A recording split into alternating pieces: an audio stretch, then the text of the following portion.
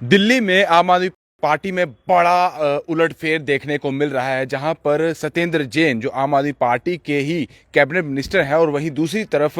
Deputy CM Delhi के मनीष सिसोदिया इन दिनों वो भी कहीं ना कहीं विवादों में है और उन्हें भी जेल के पीछे रखा गया है। यानी कि सीबीआई की जांच उन पर लगातार चल रही है और 5 दिन की उन पर रिमांड रखी गई है। और उसके बाद अभी खबर यह आ रही है कि उन दोनों ने रिजाइन कर दिया है, यानी कि दोनों का इस्तीफा जो है दिल्ली के सीएम अरविंद केजरीवाल ने मंजूर भी कर लिया है। लगातार दबाव जो है वो भारतीय जनता पार्टी द्वारा इन पर बनाया जा रहा था, इनके रेजिग्नेशन की बात की जा रही थी, जो अब यह बताया जा रहा है कि इन दोनों ने ही रिजाइन जो है वो दिल्ली की कैबिनेट मिनिस्ट्री से कर दिया गया है। सत्येंद्र जैन की बात की जाए तो वो जेल मंत्री थे और पिछले मई की बात की जाए, पिछले साल मई महीने की बात की जाए तो तब से ही वो तिहाड़ जेल में बंद है, उन पर भी जो है वो कार्रवाई चल रही है। और दूसरी तरफ जिस तरह से मनीष सिसोदिया जो है उनका नाम सामने आया था और उन पर भी लगातार जो है शिकंजा कसा जा रहा है। सीबीआई की जांच उन पर ही उनसे पूछताछ भी की गई, जो शराब को लेकर वहाँ की जो नीतियाँ रही हैं, वहाँ पर जो बवाल हुआ है उसको लेकर ही उनसे काफ़ी ज़्यादा पूछताछ हुई थी, जिसके बाद उन्हें जो है पुलिस रिमांड में भेज दिया गया था और वहाँ पर भी उन्हें 5 दिन की रिमांड पर रखा गया और 5 दिन तक उनसे पूछताछ की जाएगी और उसके बाद आगे की कार्रवाई जो है वो की जाएगी। इस बीच मनीष सिसोदिया की बात की जाए तो वो सुप्रीम कोर्ट की ओर उन्होंने रुख किया अपने इन्हीं चीज़ों को लेते हुए, लेकिन सुप्रीम कोर्ट से भी उन्हें झटका ही मिला है। सुप्रीम कोर्ट ने साफ तौर पर कहा कि आप डायरेक्टली हमारे पास क्यों आ गए हैं, पहले आप हाई कोर्ट जाइए, वहाँ पर अपनी जो अर्जी है वहाँ पर दीजिए और फिर हाई कोर्ट का जो फैसला होगा अगर आपको वो भी मंजूर नहीं होगा तो फिर आप सुप्रीम कोर्ट का रुख कीजिए। डायरेक्ट सुप्रीम कोर्ट आने की अभी आपको ज़रूरत नहीं है। लेकिन साफ तौर पर यह क्लियर हो चुका है, बीजेपी पार्टी लगातार दबाव बना रही थी कि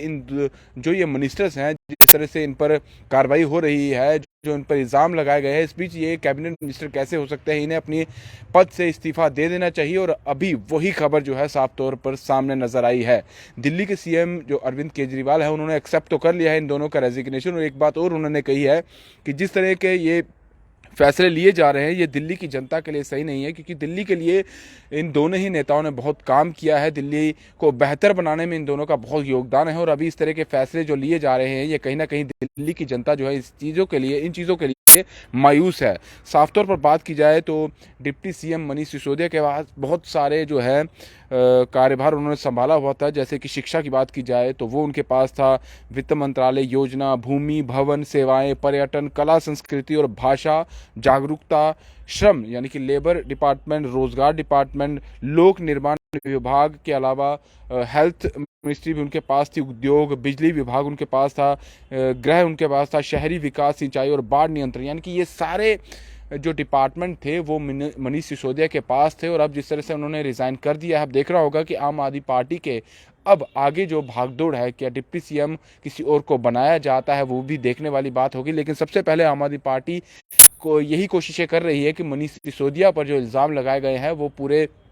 हटाए जाएं, कोशिश यही की जाए और उन्हें जल्द से जल्द जो है जिस तरह से उन्हें रिमांड पर लिया गया है उन्हें बाइज्जत बाहर निकाला जाए। इसीलिए उन्होंने सुप्रीम कोर्ट का रुख किया था, लेकिन सुप्रीम कोर्ट ने फिलहाल यही कहा है कि यहाँ आने की ज़रूरत नहीं है, पहले आप हाई कोर्ट जाइए, वहाँ पर अपनी बातें रखिए और वहाँ पर अगर आपको लगता है कि आपको इंसाफ नहीं मिला है फिर आप सुप्रीम कोर्ट का रुख करिए, उसके बाद ही हम आपके विषय में सोचेंगे, आपके जो आप बात रख रहे हैं उस पर हम आगे की बात जो है उस पर जांच करेंगे। लेकिन फिलहाल बड़ा जो उलटफेर है वो दिल्ली में देखने को मिल रहा है, बड़ा झटका जो है आम आदमी पार्टी को दिल्ली में लगा है। फिलहाल दीजिए इजाजत, ब्रिजेश अफ्तार के साथ Rahul Singh, the state central के लिए। नमस्कार।